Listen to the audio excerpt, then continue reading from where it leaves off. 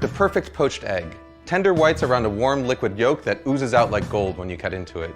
They're an essential part of Eggs Benedict. They can turn any salad into a meal or any vegetable into brunch. The problem is they're really tough to make right. So you've probably read all the tricks and know all the secrets. Add vinegar to your water. Add salt to your water. Don't add salt to your water. Stir a vortex into the water.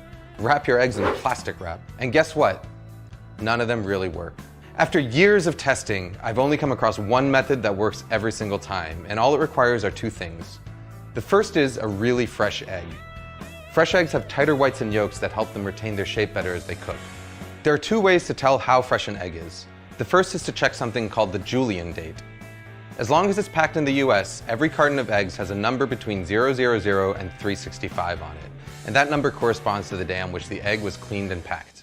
So a number of 000 would mean January 1st, 003 would mean January 4th, and so on. All you really need to know is that the higher the number, the fresher the egg. You can also tell how fresh an egg is by carefully putting it into a cup of water.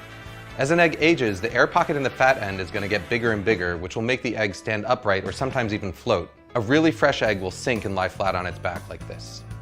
Once you've got your fresh egg, the second tool you need is something that I saw first suggested by British chef Heston Blumenthal, a fine mesh strainer.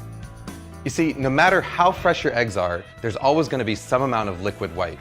It's this excess white that causes misshapen eggs.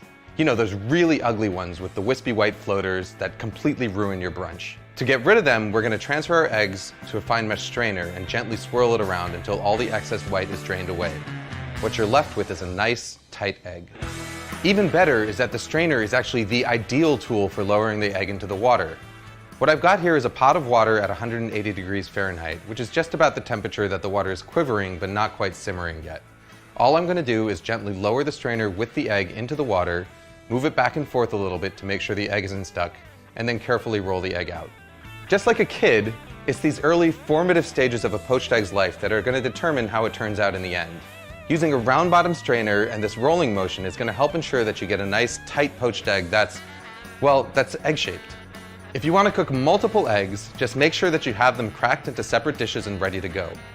Once they're in the water, your only job is to keep them moving around, flipping them from time to time with a slotted spoon so that they cook evenly.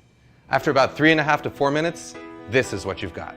You can even cook them ahead of time and store them submerged in cold water in the fridge for up to a few days. To reheat them, just transfer them to a bowl of hot water for a few minutes just before serving. Food Lab signing out.